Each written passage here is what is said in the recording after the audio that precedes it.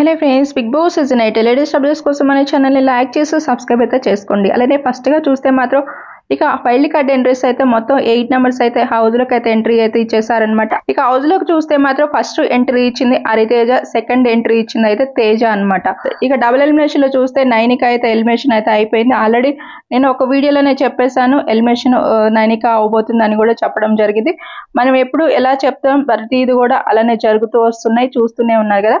ఇక ఈ రోజు చూస్తే మాత్రం ఇక నేను ఆల్రెడీ చెప్పాను, మణికంఠకి టిష్యూ పేపర్స్ ఇచ్చారు, అక్కడ కొంచెం బూస్ట్ అప్ కూడా ఇచ్చారు అని చెప్పాను. ఇలానే చూస్తే మాత్రం ఇక చాలా వీక్ అయిపోతున్నట్టే తెలుస్తుంది మణికంఠ కూడా.